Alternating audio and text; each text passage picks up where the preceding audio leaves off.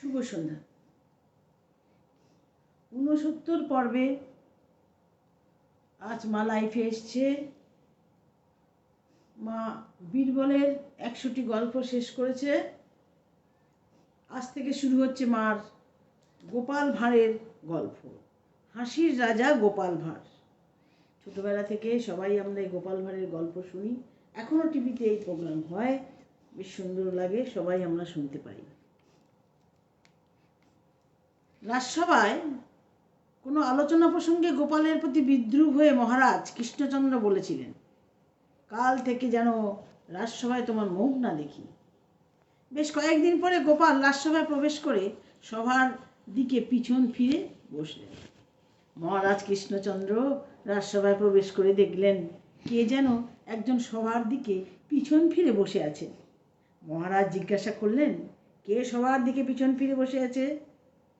রাজসভায় অন্য ব্যক্তিরা বললেন, মহারাজ, গোপাল বসে আছে। সদম্ভে মহারাজ কৃষ্ণচন্দ্র বললেন, গোপাল, আমি তো তোমাকে বলেছি যে তোমার মুখ আমি দেখব না। চটজলদি গোপাল উত্তর দিলেন, হ্যাঁ মহারাজ, ঠিক কথাই তো, এই জন্যই তো আমি পিছন ফিরে বসে আছি। আপনি আমার মুখ দেখতে চান না, তাই আমি পিছন ফিরে বসে আছি। তার কথা শুনে মহারাজ অবাক। উনি হলেন গোপাল ভাঁড়। এই হচ্ছে আমাদের গোপাল ভাঁড়।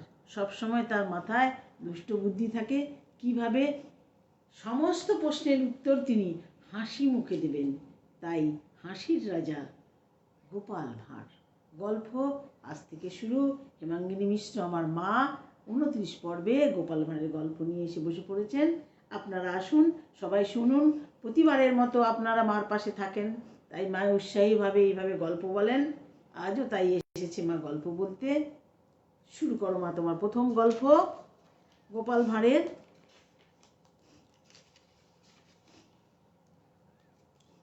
মাস্টারকে পড়াবে, মাস্টার পড়াবে গোপাল ভাঁড়কে। গাধা পিটিয়ে ঘোড়া। হ্যাঁ হ্যাঁ, পিটিয়ে ঘোড়া করবে। গাধা পিটিয়ে ঘোড়া। কিভাবে গাধা পিটিয়ে ঘোড়া? না, তার উপমা দিয়ে গোপাল রাজাকে বলছেন। এত কথা তাড়াতাড়ি উত্তর দিতে পারে, দারুণ। তা তখন মাস্টার বলে যে এ তো মহা মুশকিল করে, ওকে কি করতে হবে জানে ছেলেকে? একেবারে গাধা পিটিয়ে ঘোড়া তৈরি করতে হবে। তখন ও শুনলো, শুনে বলছে, যা এবার কাজে লেগে যাক। কী কাজে লেগে যাবে? না কেন গাধা পিঠে ঘোড়া।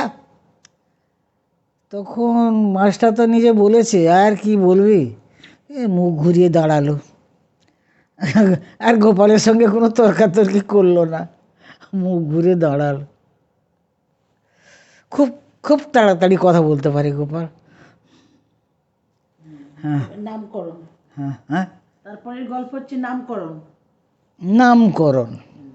একজন ডাকছে, এই তুই গোবলে না, তুই গোবলে।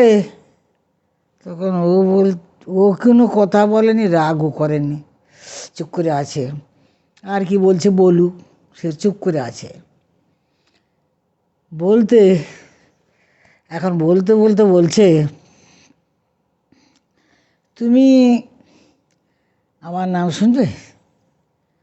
শুনবে তো? না হ্যাঁ, না তুমি যা বললে না, এটা একটা অসভ্যের মতো বললে। আমাকে বাইরে ভদ্রলোক গোপাল বাবু বলে, ঘরে যারা ভালোবাসে তারা বলে গোপাল গোপাল, ভক্তি করে আদর করে ডাকে। আর তোমার মতো লোক অসভ্য, বেঈমান, শয়তান, সে এইভাবে ডাকে। বুঝলেন? ওই যে নাম।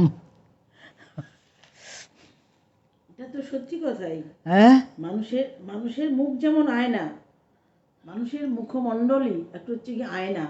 সেটা দেখে বোঝা যায় যে সে কেমন ভালো আছে, সুস্থ আছে, আনন্দে আছে। সে মানুষের ডাকখোঁজ শুনলেও সে কি হৃদয়ে ভরে যায়, যাকে ডাকে তার হৃদয়ে ভরে যায়। আপনি একটু জোরে ডাকলে বোঝা যায় সে অসন্তুষ্ট। একটু মিহি করে ডাকলে, মা যখন ডাকেন, শোনা মা এমন করে ডাকেন, বাবা যখন ডাকে আর একটু উঁচু গলায়। এই ডাক, এই নামকরণ মানে নাম ধরে ডাকার মধ্যে অনেক পার্থক্য। হ্যাঁ হ্যাঁ, তাহলে গোপাল ভাঁড়ের গল্পের সার্থকতা তো অবশ্যই আছে। আচ্ছা, আমরা পরের গল্পে যাই। যেমন বাপ তার তেমন ছেলে, না রতনের রতন চেনে। কেন ওইটা? যেমন বাপ তেমন। না না, সে এটা কি? বলো বলো, এটা ছোট ছোটগুলো দরকার নেই, এটা বলো। সেটা কি? রতনে চেনে রতন? হ্যাঁ। আচ্ছা, রতনে চেনে রতন।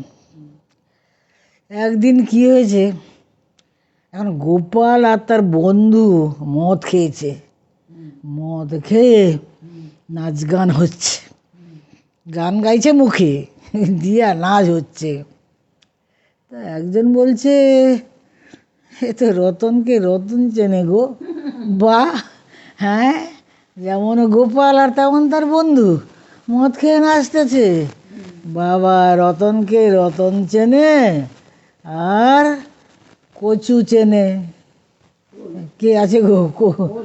ও, কচু চেনে। তখন সে বলছে যে সত্যিকারের কথা, রতনে রতন চেনে।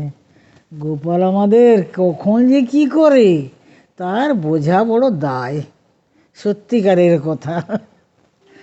মদ খেয়ে বন্ধুকে নিয়ে নাচতেছে, কি বলবো। এটাই হচ্ছে। আর একটা তো ছোট ছোট গল্প আগে। ছোট ছোট গল্প, যেমন বাপ তেমন ছেলে। যেমন বাপ তেমন ছেলে। গোপাল ভাঁড় তার ছেলেকে নিয়ে বাজারে গেছে, মেলা বসেছে, মেলা ঘুরিয়ে নিয়ে আসবে ছেলেটাকে। হাত ধরে ঘুরছে ঘুরছে ঘুরছে, ঘুরতে ঘুরতে সে এত লোকের ভিড়, হাত থেকে ছেড়ে গেছে। হাত থেকে যখন ছেড়ে গেছে, খুঁজে খুঁজে পায়নি, খুঁজছে খুঁজছে খুঁজছে পায়নি। তখন সে তো খুঁজতেই আছে। ছেলে এখন একটা ঢিপি আছে, সেই ঢিপির উপরে উঠেছে, মাটির ঢিপি উঠে, গোপাল গোপাল গোপাল, ও শুনতে পেয়েছে তার বাবা, দিয়ে আসছে, এসে বলছে, তুই একটা জানোয়ার, তুই আমার নাম ধরে ডাকতেছি মেলার মাঝে, আই কেন তুই বাবা বলতে পারিস নি? তখন বলছে, বাবা তুমি বুঝলে না তো আমার কথাটা। কি কথা? না দেখো, আমি যদি বাবা বলে ডাকি, এত লোকের মধ্যে অন্য কেউ তো ডাক সাড়া দিতে পারে, অন্য কেউ কেউ তো ডাক সাড়া দিতে পারে, বাবা হতে পারে, তাহলে আমি কি বলবো? আমি সেই জন্যে তোমার নাম ধরে ডাকলে তুমি আমার কাছে হাজির হয়ে গেলে। ওইটা ভালো না খারাপ? আমি কার ছেলে জানো? গোপালের ছেলে। বাপকে বেটা কথাই আছে, হ্যাঁ, কথাই আছে। আমি বাপকে গোপালের বেটা। ছেলে। যেমন গোপাল তার তেমন হ্যাঁ, ছেলে। তেমন একদম ছেলে। ঠিকই উত্তর দিয়েছে। এটা তো অ্যাকচুয়ালি সত্যি কথাই, আমরা যদি বংশ পরম্পরায় ধরি, যেমন বাপ তার তেমন ছেলে হবে, যেমন মা গোপাল তেমন তখন হবে। ভাবলো, বাবা মায়ের রক্ত নিয়েই তো সন্তান, কাজে তারা তো সেই তখন রকমই গোপাল হবে, ভেবে এটাই বলছে স্বাভাবিক। যে সত্যিকারে সে আমার ছেলে কি না, ওটা তাকে বকা যাবে না, ও আমার ছেলে, তাই আমার মতনই হয়েছে। হ্যাঁ। আচ্ছা, তখন গোপাল বলছে, একটুখানি বলি, অনেক মানুষ আপনারা এসছেন, প্রথমেই বলি আপনাদের কাছে আমার কৃতজ্ঞতার শেষ নেই। আমার মার বয়স 85 বছর, আপনারা যেভাবে প্রতি সোমবার মার পাশে থাকেন, মাকে উৎসাহিত করেন, এর জন্যে সত্যি আমি খুবই আপ্লুত, খুবই মানে কি বলবো, মানে আমার কৃতজ্ঞতার শেষ নেই। আপনাদের অসংখ্য ধন্যবাদ। আপনারা সুস্থ থাকুন, ভালো থাকুন, প্রতি সোমবারে এরকমভাবে মার পাশে পাশে থাকুন। আচ্ছা, একটু পড়ি। বাহ, প্রথম থেকেই পড়ি। চমৎকার পিসিমা, খুব ভালো লাগছে। ঠিক ঠিক, বাহ বাহ। সুনীল চন্দ্রবাবু দেখছেন। আচ্ছা, সুমন্ত রায়, ওই যে সেদিন এসেছিলেন যে দাদা, সেই স্টিকার চিহ্ন দিয়েছেন। রুনুদিও দেখছেন, অন্যান্য আরও প্রচুর মানুষ দেখছেন। চৈতালি নিয়োগী দেখছেন। শুভ সন্ধ্যা, শুভ সন্ধ্যা আপনাকেও, শুভ সন্ধ্যা, শুভ সন্ধ্যা আপনাকেও। বাহ, খুব সুন্দর, শুভ সন্ধ্যা, খুব ভালো লাগছে, শুভ সন্ধ্যা পিসিমা। এখন যারা দেখছেন, পরে যারা দেখবেন, প্রত্যেককে আন্তরিক শুভেচ্ছা। সবাই ভালো থাকুন, সুস্থ থাকুন। পরের গল্পে যাই। মহাভারতের কথা অমৃত সমান। মহাভারতের কথা অমৃত সমান। এখন বাদশাহ কৃষ্ণচন্দ্রকে খবর দিয়ে পাঠিয়েছে রাজাকে, যে তোমাদের যেমন একটা মহাভারত আছে, আমার সেরকম একটা মহাভারত করে দিতে হবে। কৃষ্ণচন্দ্র চিন্তা করছে, বাবা মল্লাদের কি মহাভারত করব, কি করব, এ ভাবছে। ভাববার পর গোপাল এলো। কী রাজামশাই এত চিন্তা কেন? না, চিন্তা হবে না গোপাল, বাদশা বলেছে মহাভারত করে দিতে। আরে বাবা, করে দেবো তো আমি, তোমার এত চিন্তা কেন? পারবে তো? বলে হ্যাঁ, পারবো না কেন, পারবো আমি। গেল তার বাড়ি, বাদশা বাদশা যেখানে আছে গেল, গিয়ে বলছে কে, গোপাল নাকি? না, হ্যাঁ, আরে বসো বসো বসো, আসো আসো আসো, খুব আদর করছে, মহাভারত করে দেবে। না, আপনি নাকি মহাভারত করতে বলেছেন, তা মহাভারত করে দেবো, আগে 10,000 টাকা দাও। এখন গোপালকে 10,000 টাকা দিয়েছে, দিয়ে সে এখন নিয়ে এসে এখন তার যত তাল বাগলা, যত খেজুর বাগলা সব কেটেছে, কেটে পাতাগুলো কেটে দিয়ে হেন তেন করে যাই নাই তাই লিখা, দেখা যায়নি ফুটেনি, সেই তার জানে, সেই তার জানে বলে সে তো এখন করছে। কত দিনে দেবে বলেছে? এক 1 বছরে। না বাবা, 1 বছর? আচ্ছা, ও সে 1 বছর যদি লাগে তো লাগবে, তবে তুমি করে দেবে। এবার করছে করছে করছে করছে, মানে সে কী করছে, সে যাই নাই তাই করছে বলে তখন আর সামান্য দিন বাকি আছে, গেছে, গিয়ে বলছে যাবো না। না, হয়ে গেছে মহাভারত? না, আর একটু বাকি আছে, 10 দিনের কাজ বাকি আছে, 10 দিনের কাজ তোমার কাছে বাকি, তাই তুমি যদি বলে দাও তাহলে আমি করে ফেলি। না, আমি কি বলবো? তুমি বলবে যে হিন্দুদের দ্রৌপদীর 5 স্বামী, এখন তোমাদের যে বলো যে তোমার বউর কয় স্বামী, এটা বলে দিলে হয়ে গেল, আমি তো লিখে দেবো। সে তো রেগে বাদশা, আই তুমি ও সব নদীতে ফেলে দাও, ওই সব ও হবে না বলে নদীতে ফেলে দিল। নদীতে ফেলে দিয়ে তা হোক জাহাপনা, আমি তো 1 মাস কষ্ট করেছি, আমার কষ্টটা একটু সাফল্য করবেন না?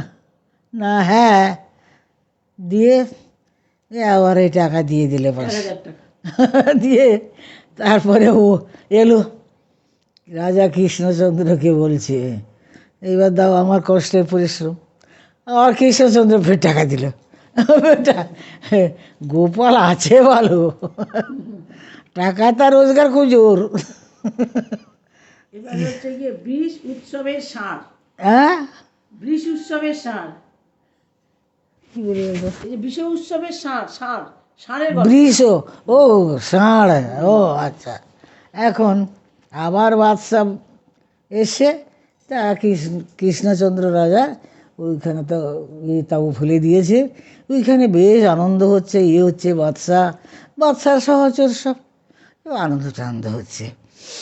তা এখন রাজা কৃষ্ণচন্দ্রের কানে এসছে যে ষাঁড়টা বাদশা এখানে মেরে খানা পিনা হবে। তা খানা পিনা হবে, লোক এসে বলেছে রাজাকে। এখন কৃষ্ণচন্দ্র এখন মহাচিন্তায় পড়েছে, ও বিশেষজ্ঞ করেছে, সেই খাঁড়কে মেরে খেয়ে নেবে তো আমি আমার তো পাপের সীমা থাকবে না, ধর্ম কোথায় হবে, আমার তো পাপের সীমা থাকবে না, কি করব? তখন গোপাল এলো। কি আবার কি চিন্তায় বসে গেছেন রাজামশাই? না, কি বলবো, এত ধর্ম করেও আমার ধর্ম কি হলো, বাদশা তো খানা পিনা করবে, সে ষাঁড়কে বেঁধে রেখেছে। ও বাবা, ওই কথা, আচ্ছা, আমি যাচ্ছি বলে গোপাল গেল, গিয়ে এখন বসেছে। কে, গোপাল নাকি? হ্যাঁ, বসো বসো বসো বসো বসো। গোপাল এলে গোপাল বলে আসবো না কি গো, আপনার মতো বাদশার মুখ দেখলে কত পুণ্যবান, ওই জন্যে আসি, মাঝে সাঝে দেখা করি আর কি। তা বসলো, বসে কথা বলতে বলতে বাদশার সঙ্গে, তা বাদশা ওইটা শুনে খুব আনন্দ হলো। তারপর কথা বলতে বলতে বলছে এ ষাঁড়টা কার গো, এই ষাঁড়টা এখানে? তখন চড়ছে ষাঁড়টা, হেড়ে পরে খুঁটি পুঁতা আছে চড়ছে। তখন বলছে ষাঁড়টা কালকে খানা পেনা হবে।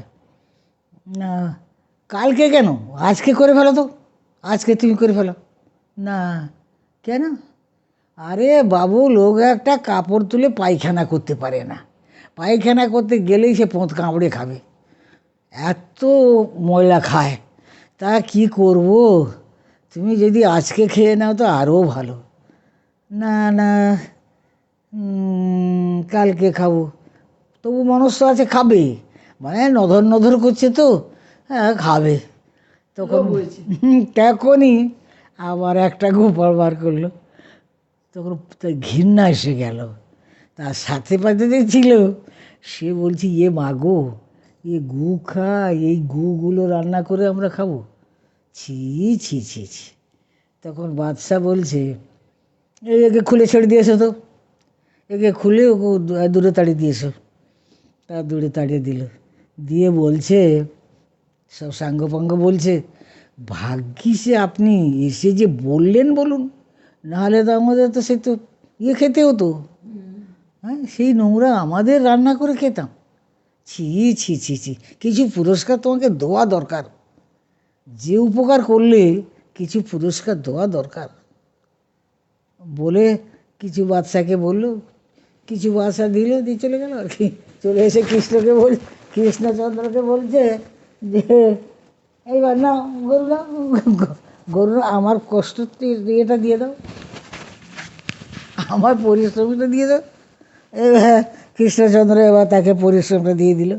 মাইকটা ঢুকে যাচ্ছে।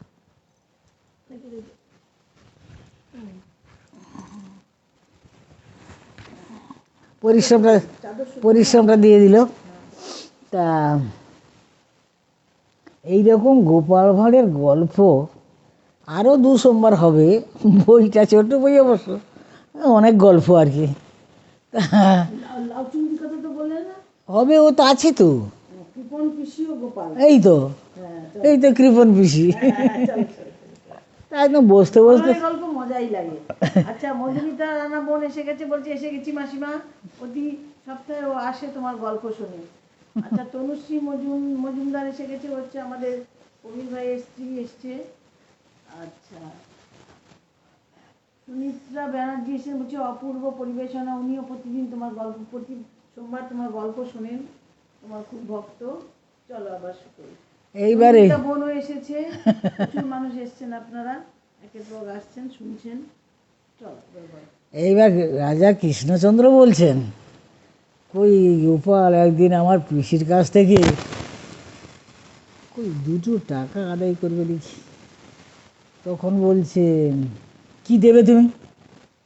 আমি আদায় করবো, তুমি কি দেবে বলো? না আমার পিসি না দুর্দান্ত কৃপণ, 1 পয়সা দেবে না। বলে আমি যদি আদায় করতে পারি তাহলে তুমি কি দেবে? আমি ডবল দেবো, তুমি যাই করবে আমি তোমাকে ডবল দেবো। তখন বলে সে এসছে, গোপাল এসছে, ও পিসি ও পিসি ও পিসি। পিসি আর আনন্দ হচ্ছে না, হ্যাঁ তার পয়সা দিতে হবে কোথায়, সে আনন্দ হচ্ছে না। সে বলছে, কে রে গোপাল? না হ্যাঁ, না কি বলছিস?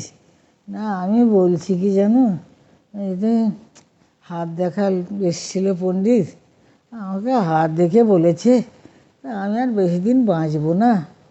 তা এখন আমার মনে ইচ্ছা হচ্ছে যে তোমার পাতে না প্রসাদ 2 খাবো। তখন বলছে, তার কি করব বলো, যে মরতে বসেছে, তাই 2 প্রসাদ খেলে তার শান্তি হয়, দেবো এখন, কাল আসবি দেবো। তা এখন কাল এলো গোপাল, এসে খেতে দিয়েছে ডাল, চচ্চড়ি, ভাজা, লাউ ঘন্ট, শাক হয়েছে, এরকম নানাবিধ তরকারি করেছে। তাই খেতে দিয়ে বলছে, গোপাল আমি তো বিধবা বুঝলি, পেঁয়াজ টিয়াজ পড়বে না, মাছ টাছ হবে না, তা যদি শান্তি হয়ে খেতে পারিস তো খা। তখন বলছে, আরে অপূর্ব, সব থেকে অপূর্ব হয়েছে লাউ ঘন্ট। তখন বলছে, আরেকটু দেবে পিসি, আরেকটু দেবে? তা তো সব তরকারির ভিতরে কোনো তরকারি তোর ভালো হয়নি। বলে, না ভালো হয়নি না, ভালো হয়েছে, সব থেকে উৎকৃষ্ট হয়েছে লাউ ঘন্টটা। সে তো যাওয়ার সময় চিংড়ি মাছ ভেজে সে নিয়ে এসছে, কেউ দেখতে পাবে না, সে লুকিয়ে রেখেছে। যখনই চলে গেছে তার পিসিমা বলে গেল যে যখন যেটা নিবি বাবা আমি এক্ষুনি আসছি, আমাকে বলবি, আমি দেবো, লজ্জা করবি না বাবা। তা হোক, তা বলে এখন তার পিছনে চলছে, চিংড়ি মাছ, কুচা চিংড়ি মাছ গুঁড়িয়ে দিয়েছে, লাউ ঘন্টে ভাজা আছে, দিয়ে মাখিয়ে দিয়ে তখন বলছি, ও অপূর্ব হয়েছে লাউ ঘন্ট পিসিমা, কি বলবো, আর একটু দেবে গো। কি বলি তুই, চিংড়ি মাছ? আমি বিধবা লোক, চিংড়ি মাছ?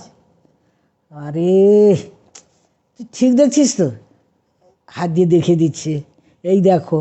আর তোমার যে কাজ করতে আছে না, তুমি তাকে বলো, তোমার যে কাজ করে মেয়ে, তুমি তাকে বলো, সে দেখো। এ না না, তুই কারোকে বলিস নি, কারোকে বলতে হবে না, তোকে 5টা টাকা দিচ্ছি, আর তুই কারো কাছে বলবি নি। বিধবা লোকের চিংড়ি মাছ শুনলে কী বলবে, লোকে তো নিন্দা করবে। তুই 5টা টাকা নিয়ে বাবু আর একটু লাউ ঘন্টলে খেয়ে তুই চলে যা। তখন বলছে পিসিমা, 5 টাকায় মিথ্যা কথা বলে পাপ নেবো গো পিসিমা, এখন 5 টাকায় এখন রাজা আমাকে জিজ্ঞাসা করবে, তো আমাকে মিথ্যে কথা বলতে হবে। তা মিথ্যে কথা বলে আমি তো পাপটা নেবো পিসিমা, তাহলে কিছু পাপ যখন নেবো কিছু বেশি দিলে হয় নাকি, সৎখানি দাও না হয়, আর বেশি না দিবে নাই। তখন বলছে, ওরে বাবা, 100 টাকা দিলে তো আমার জীবন বেরিয়ে যাবে। কি বলিস রে বাবা, আমি 100 টাকা দিতে পারবো না বাবা, যা, তুই যখন এত করে বলছিস মরে যাবি, আর বলছিস তুই মরবি কেন এখন বাবা, আমরা মরবো, তুই বাবা বাঁচবি। ওইসব বলে টলে গায়ে মাথায় হাত বুলিয়ে 25 টাকা দিল। 25 টাকা দিয়ে এবার গোপাল নিয়ে এলো, এবার কৃষ্ণচন্দ্রকে বলছে ডবল দাও। তা ডবল, সে ডবল দিল, দিবে বলেছে রাজা, সে ডবল দিতে ব্যাস গোপাল এবার ঘরে চলে গেল। মানুষই সেন দেখছেন, উনি খুব গুণী মানুষ। মধুমিতা রানা বোন দেখছেন, দারুণ দারুণ দারুণ মজা লাগছে গল্প শুনতে মাসিমা, একদম ঠিক তাই। আসলে এই যে বিধবাদের নিয়ম, আগেকার দিনে বিয়েতে ভীষণ নিয়ম ছিল, সপ্তাহে স্নান করা, এই করা, ওদের রান্নাঘরই আলাদা থাকতো। এই বদনামের ভয়তেও মানে কৃপণ হলেও তার হাত থেকে টাকা চলে গেল। আর এই গল্পটি আমার মনে হয় না কেউ আমরা শুনিনি এমনটি নয়। এই লাউ চিংড়ির গল্পটা আমরা মানে ছোটবেলা থেকে প্রচুর বারই শুনেছি, সবারই এটা প্রায় মুখস্থ। আজ নতুন করে মার মুখে সেটা আবার মাত্রা পেল। পরের গল্পে যাই। অপয়া। অপয়া এখন যাত্রা হচ্ছে, যাত্রা শুনতে গেছে গোপাল ভাঁড়। যাত্রা যখন ভাঙলো, ভোর হতে বেশি বাকি নেই, ওইখানে একধারে একটু ঘুম মেরে নিত। ও আমার টাকা না পয়সা না কি গায়ে আছে, এইখানে একটু ঘুম মেরে নি। তা সেখানে ঘুমিয়েছিল, পাখি ডাকলো, পাখি ডাকতে তখন বলে এইবার ঘুম ভেঙে গেছে ও, আর পাখিও দেখেছে ভোর হয়ে গেছে। উঠে বসে দেখে রাজা প্রাতঃ হাঁটছে রাজা, ভোরবেলা হাঁটে প্রত্যেক দিন। তখন উঠে প্রণামটা করলো, কি করে যা নিয়ম প্রণামটা করলো, প্রণামটা করে চলে গেল। সে প্রাতঃ হাঁটতে চলে গেল, গোপাল ঘরে চলে এলো। ঘরে আসতে এবার নাপিত আসে চুল কেটে দেবে, নাপিত চুল কেটে দিতে তার একটু বসে গেল, কাঁচি বসে গেল, দিয়ে তারপরে ঘরে এলো, তেল মেখে চান করবে, তাই একটু কেটে গেল পা। কেন বলছি না, আজ আমার এরকম হচ্ছে কেন, এরা বলছে কৃষ্ণ রাজা, তার নামটা হ্যাঁ কৃষ্ণচন্দ্র। হ্যাঁ। তা এখন বলছে সবাই তার সাঙ্গপাঙ্গ বলছে যে তুমি সকালবেলা কার মুখ দেখেছিলে বলো তো, প্রাতঃ হাঁটতে গেছিলে? না, গোপালের মুখ দেখেছিলাম। তুমি গোপালের মুখ দেখেছিল? তারা শত্রু পাঠিয়ে বলছে এই রে সর্বনাশ তো এই জন্য হয়ে গেছে আর কি, 2 জায়গা কেটে গেল। তখন গেল, কে বলছে সত্যি সত্যি গোপালের জন্য কেটে গেল ভাবছে। ও ওরা উস্কাচ্ছে, ওকে শুলে দাও, ওকে শুলে দাও না। তখন রাজা বলে নিয়ে এসো, নিয়ে এসো, ঘর থেকে ধরে নিয়ে এসো। ঘর থেকে ধরে নিয়ে এলো। গোপাল বলছে যে আমাকে যে জোর করে ঘর থেকে নিয়ে যাচ্ছ, রাজা শুলে দেবে, তা আমাকে শুলে তুমি ধরে জোর করে নিয়ে যাচ্ছ কেন? আমি রাজার মুখে শুনি যে আমার দোষটা কি, আমার দোষটা শুনতে হবে না? তখন তার ভিতরে একজন বলছে, না, মরার সময় কিছু শুনতে হয়, তাই এখন চল ওকে নিয়ে যেই পালাবে। নিয়ে রাজার কাছে নিয়ে এলো, কৃষ্ণচন্দ্র বসে আছে, দিয়ে নিয়ে এলো। রাজামশাই, কি দোষে আমার শুরুটা হবে? না, ও দুই জায়গায় কেটেছে। আমি তোমার মুখ দেখেছি, আমি প্রাতঃ উঠে তো শুধু তোমার মুখটা আগে দেখেছি, তারপরে তো আর সবার দেখেছি। তখন বলছে, বিচারটা ঠিক করবেন রাজামশাই, আপনি প্রথমে আমার মুখ দেখেছেন, আমি প্রথমে কার মুখ দেখেছি? এইবার বলো, আমি কার মুখ দেখেছি বলো রাজামশাই। বিচারটা ঠিক করবেন, বিচারের মতো করবেন। তখন কৃষ্ণচন্দ্র ভাবতে লাগলো, উল্টে গেল কথাটা। তখন ভাবতে লাগলো, সে তো সত্যি, আমি তার মুখ দেখলে সে তো আমার মুখ দেখেছে, তো তাহলে আমি তাকে শুলিয়ে দেবো কেন? একেবারে শুলে, এই গোপালকে ছেড়ে দাও, সে শুয়ে পড়বে না, তার দোষ নাই। দিয়ে নিজে চিন্তা করতে বসলেন আর কি। নিজে চিন্তা করতে বসলেন। আচ্ছা, বলছে দারুণ দারুণ দারুণ মজা লাগছে গল্প শুনতে মাসিমা। নমস্কার মাসিমা। এটা হচ্ছে গুছাই পিন্টু, পিন্টু বাবু বলছেন। হ্যাঁ, পিন্টু বাবু বলছেন, ও নমস্কার মাসিমা, আমি কর্মসূত্রে টোটো করে যাচ্ছি আর আপনার গল্প পাঠ শুনছি, খুব ভালো লাগছে। সত্যি আপনারা এইভাবে মার পাশে থাকেন বলে মা কিন্তু গল্প বলার জন্যে প্রতিদিন সকালে উঠে গল্প পড়ে, পড়ে সেটাকে মাথায় রাখে, সোমবারে গল্প শোনাবেন বলে। মা কিন্তু বই দেখে পাঠ করছে না, মা কিন্তু নিজের মাথা থেকে এগুলো বলছে। আর কিছু কিছু স্মৃতিতে ছোটোবেলা থেকে তো থাকেই, সেগুলো বলছে মিশিয়ে। আচ্ছা, পরের গল্প বলবে স্বপ্নের শেষটুকু। ও সেই স্বপ্নের শেষটুকু। হ্যাঁ হ্যাঁ হ্যাঁ দুজনে স্বপ্ন দেখেছে আর কি, গোপালও দেখেছে আর হ্যাঁ রাজাও দেখেছে, কৃষ্ণচন্দ্র। স্বপ্নের শেষটুকু না, একটা স্বপ্ন রাজা দেখেছে, দিয়ে সেইটাকে গোপালকে জব্দ করার জন্য বলছে, কিন্তু ফিনিশিংটা গোপাল দিল। সেটা আপনারা শুনুন, শুনলে বুঝতে পারবেন। ওই সর্বঋষি না দেখেছে, এসছেন, দেখছেন। হ্যাঁ বলো। মানসী সেন দেখছেন, অনেকক্ষণ ধরে উনি রয়েছেন। বলো মা, বলো। উল্টো গোপালকে ঠকাবার জন্য অনেকে চেষ্টা করে, কিন্তু উল্টো দেখছেন যে স্বপ্ন যখন বললেন যে আমি এই স্বপ্ন দেখেছি, গোপাল বলল যে আমি এই স্বপ্ন দেখেছি। গল্পটা বলো, হ্যাঁ, গল্প বলো। তুই এই গল্পটা বল তো, ওটা আমার মনে নেই। হ্যাঁ, ওটা বল। মহারাজ কৃষ্ণচন্দ্র গোপালকে বোকা বানিয়ে মাঝে মাঝে মজা করতে চাইতেন রাজসভায়, কিন্তু গোপালও তো কম যায় না। সে যে মহাধুরন্ধর, বুদ্ধি এবং কথা জাদুতে হার মানিয়ে ছাড়ে সকলকে। অনেক ভেবে চিনতে মহারাজ একটা ফন্দি ঠিক করেছেন। রাজসভায় সকলেই হাজির, কেবল গোপাল তখনও আসেনি। মহারাজ তার ফন্দির কথা সকলকে ডেকে ডেকে বললেন। সকলেই বলল, মহারাজ, এবার গোপাল দারুণ জব্দ হবে, ফাঁদে পড়বে। বারবার যারা গোপালের কাছে পরাস্ত হয়েছে তারা ভীষণ খুশি। এবার দেখি গোপাল তেমন সোজা হয়ে দাঁড়ায়, মহারাজ নতুন ফন্দিতে কুপকাত হয়ে চিৎপটাং হয়ে যাবে, তার সোজা হয়ে আর দাঁড়াতে পারবে না। খানিক পরে গোপাল হেলে দুলে রাজসভায় এলেন। মহারাজ গোপালকে বললেন, গোপাল, গেল রাতে একটা মজার স্বপ্ন দেখেছি, বুঝলে? স্বপ্নটা আবার তোমাকে নিয়ে। এক বাক্যে সকলেই মহারাজের স্বপ্নের কথা জানতে চায়।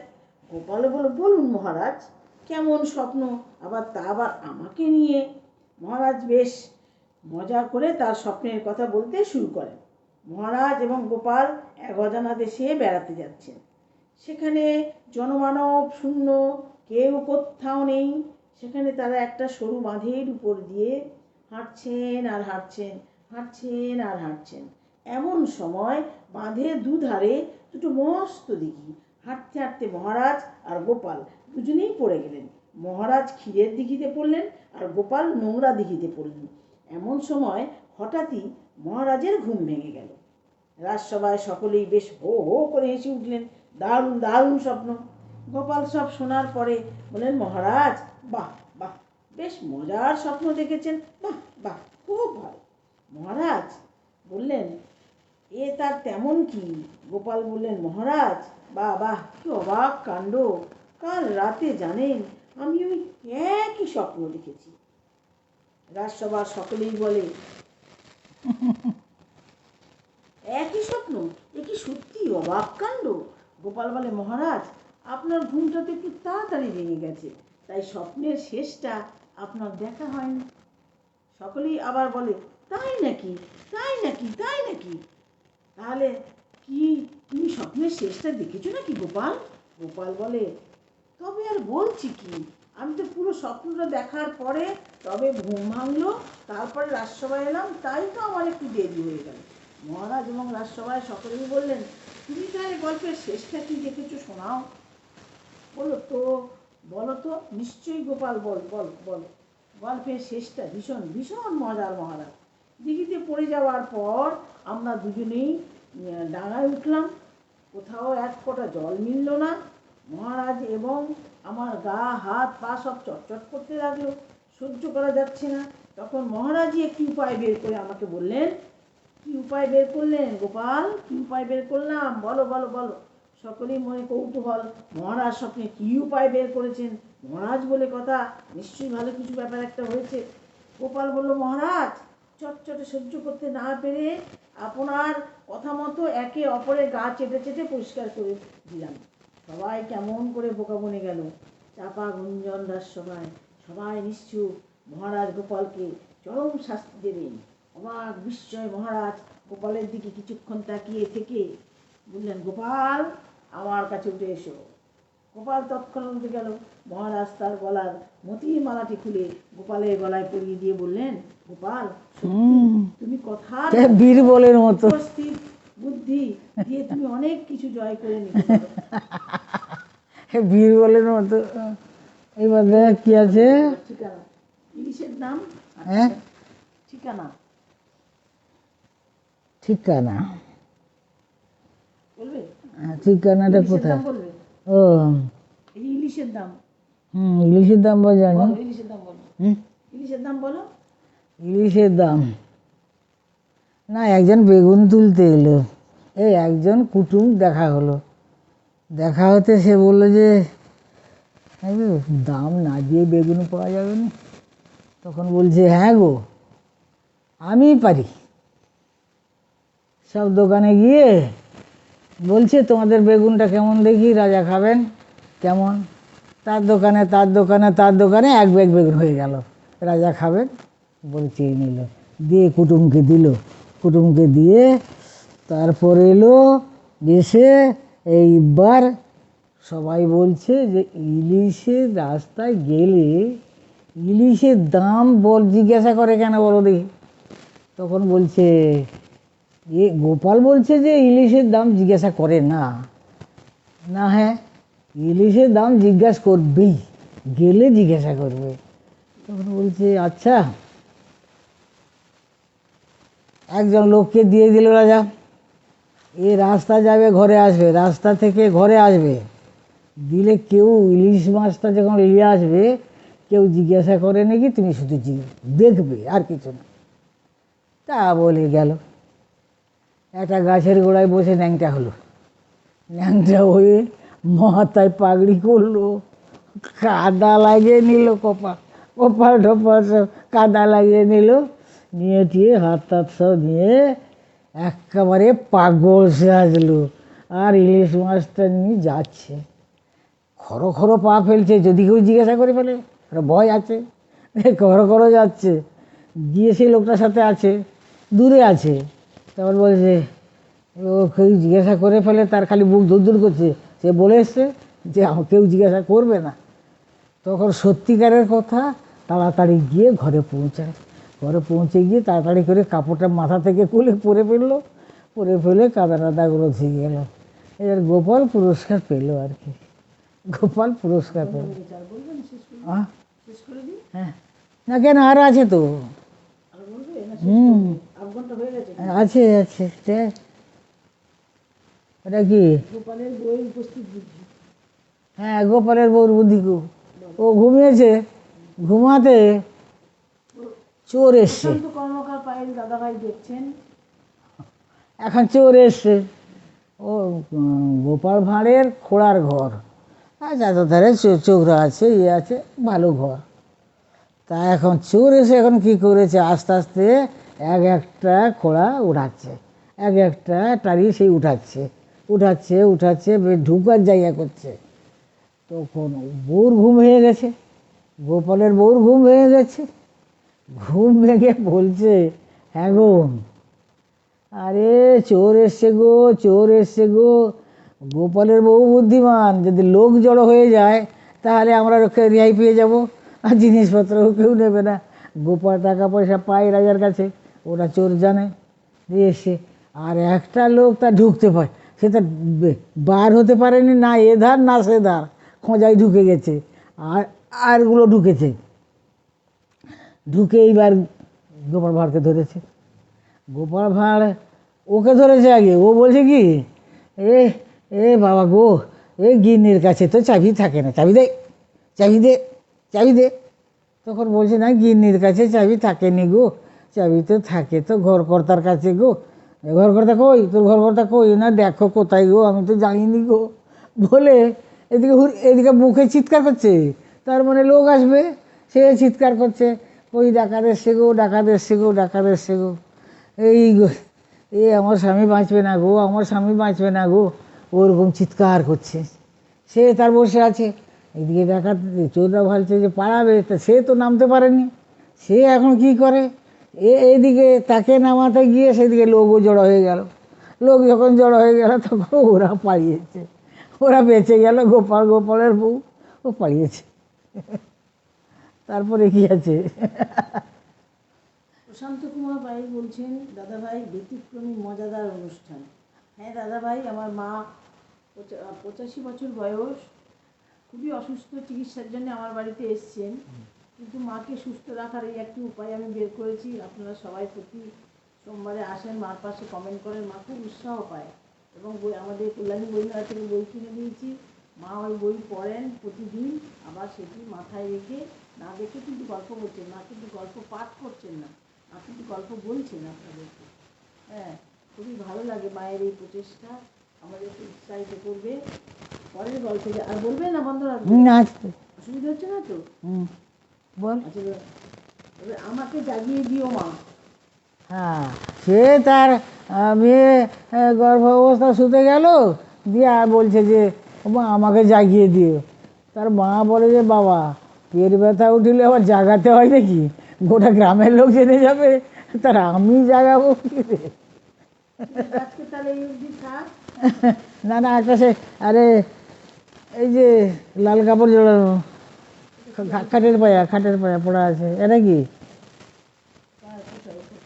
হ্যাঁ, বিনি পয়সায় গোপালের বেলুন কেনা হয়ে গেছে। এটা কি? ও কোথায়, সেই কোথা? হ্যাঁ, ভূতের বাপের সাধ্য বলেছো? ভূতের ব্যাপার সাথে কিছু না, ওই যে খট্টাঙ্গ। আচ্ছা, খট্টাঙ্গ পুরাণ, খট্টাঙ্গ পুরাণ, হ্যাঁ এগুলোটাও ভালো। ও বড় ভালো, মাসিমা খট্টাঙ্গ পুরাণ আপনি ভালো থাকবেন দাদা। বলে একবারে বাদশাহ বলছেন, কৃষ্ণচন্দ্রকে চাপ দিয়েছি, কৃষ্ণচন্দ্রকে চাপ দিয়ে বলছে যে আমার পণ্ডিত সব পাঠাতে হবে আমার ওইখানে, যা জিজ্ঞাসা করব তা বলবে। না কেমন জিজ্ঞাসা করবেন তাই একটু আন্দাজ একটু দেন, সেরকম পণ্ডিত পাঠাবো। না আন্দাজ হচ্ছে কি জানো, মাটির নিচে কি আছে, আমি ওইটুকু জিজ্ঞাসা করব, বলবে। তা হোক, কৃষ্ণচন্দ্র এখন, হ্যাঁ নদিয়া নবদ্বীপে অনেক পণ্ডিত আছে, তা হোক, কৃষ্ণচন্দ্র পাঠিয়ে দিয়েছে। পাঠিয়ে দিতে এখন তারা তার মানে কিছু তার বোঝেনি, কী করবে, তাদের জেলখানায় পুড়িয়ে দিল। যা, এইবার গোপাল, এই ছাড়া তো আর সম্ভব নাই। এইবার গোপালকে দেখো, ততক্ষণে গোপালকে বলছে কৃষ্ণচন্দ্র, পণ্ডিতগুলোকে তো ভরে দিল জেলখানায়, তাকে কি করে উদ্ধার হবে বলো?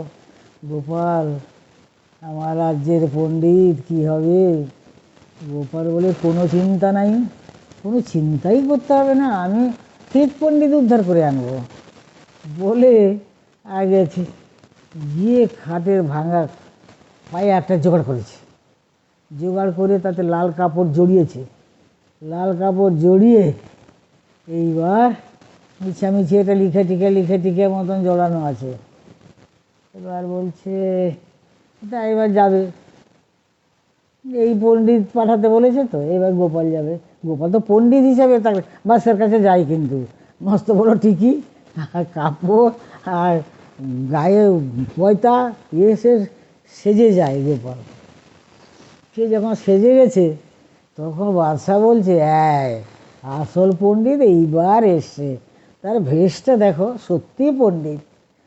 বসুন বসুন বসুন বসুন বসুন। বসলো। আপনার কি কথাটা? না, আমার কথাটা হচ্ছে মাটির ভিতরে কি আছে, ওইটুকু কথা কোনো পণ্ডিত তো বলতে পারলেন না।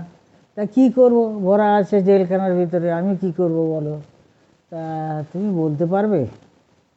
পারবো না মানে? পারবই তো। তখন বলছে তা হোক, বলো। না থামো, ওই যে খট্টাঙ্গটা না, খট্টাঙ্গটা একটু খুলতে হবে, না খুললে না দেখলে তো আমি বলতে পারছি না।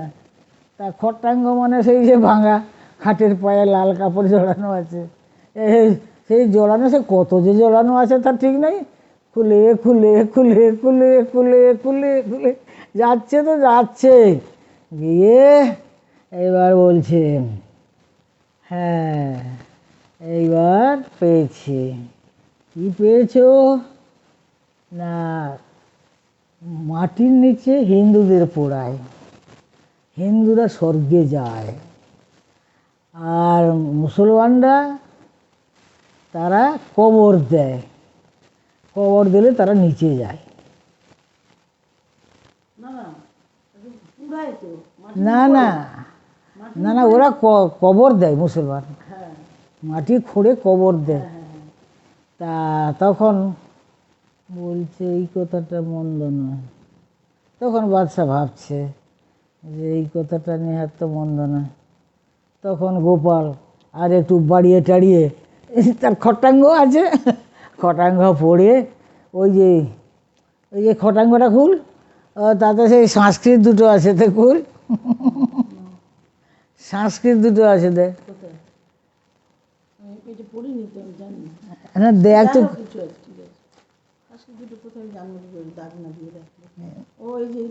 হ্যাঁ, হিন্দু পণ্ডিত ঊর্ধ্বলোকং হ্যাঁ, গমিষ্যন্তি আতে তথা ভূতল গণনং কুর্বন্তি। এইটা গোপাল শিখে গেছিল, ওইটা বলে দিল, ওই সংস্কৃতটা। এখন বাচ্চা বলে এই সংস্কৃতে তো আমি কিছু বুঝিনি, তাহলে এ তো জানে ঠিক পণ্ডিত, ওর কথাটা ঠিক আছে, তখন মেনে নিল আর কি। না দেখুন বাচ্চা, আমার পণ্ডিতদের ছেড়ে দিতে হবে, এক কথা বাবু, পণ্ডিতদের ছেড়ে দিতে হবে। আর আমি কি পুরস্কার দিয়ে বলেছে আমার দিতে হবে, এই তো কথা, আর আমার কোনো কথা নেই। না সেবা দিই, এরকম একজন পণ্ডিত থাকা তো ভালো, এরকম একদিন পণ্ডিত থাকা তো ভালো বলে পুরস্কার দিল। পণ্ডিতের ছেলে এনে কৃষ্ণচন্দ্রকে বললো আমার পুরস্কার দাও, আমি এনেছি তোমার পণ্ডিতদের, এবার আমার পুরস্কার দাও, বলো না। একদিন তার ভাগনা বলছে হ্যাঁ রে, তার মামা বলছে হ্যাঁ রে, তুই এত দেখতে খারাপ কেন রে? তুই ভাগনা, তুই দেখতে ভালো নয়, তুই দেখতে কীরকম খারাপ। তখন গোপাল বলছে এই দেখো কী লেখা আছে রে, মরণং আরে তা মরণ, মানে মামা যেরকম হয় ভাগনা সেরকম হয়, তা একটা ঘুর জুড়ে দিয়েছে গোপাল, যে মামা যেরকম হয় ওটা সব জায়গায় আছে, মামা যেরকম হয় ভাগনা সেরকম হয়। এটা সব জায়গায় আছে। মরণং ভব নাকি ভ্রম? আমি জানি না, দেখিনি তো আগে, আমি না পড়লে বলবো কি করে, প্রথম আমি ঠিক আছে চলো। সেটা একটা কি বের করেছি? না না, আচ্ছা। ওই সেই সংস্কৃতটা বললো বলতে, তখন তখন মামা আর কথা বলেনি আর কি, মামার মতো ভাগনা হয় বলতে আর কথা বলেনি, চুপ করে আছে। ঠিক আছে তাহলে আজকে আসি, শুভ সন্ধ্যা। দেখি আর কি। এখন এখন যারা দেখবেন, পরে যারা দেখবেন, প্রত্যেককে আন্তরিক শুভেচ্ছা মার পাশে থাকার জন্য। লিটন ফিলিংস দেখেছেন, সুভা চ্যাটার্জি দেখেছেন, ঝন্টু দাস দেখছেন, প্রশান্ত কুমার দাদা তো প্রথম নরানাং মাতুলং ভ্রম। এই ঠিক আছে তাহলে আজকের মতো আসি, পরের সোমবার আবার মা যদি সুস্থ থাকে অবশ্যই আপনাদের গোপাল ভাঁড়ের গল্প নিয়ে আসবে। এখন গোপাল ভাঁড়ের গল্পই চলছে। তাহলে আজকে আসি, সবাই ভালো থাকুন, সুস্থ থাকুন। তুমি কিছু বলবে তো? হ্যাঁ হ্যাঁ, সবাই ভালো থাকুন, ভগবান মঙ্গল করুন, তোমরা সুখী হও। ব্যাস, রাখছি। শুভরাত্রি।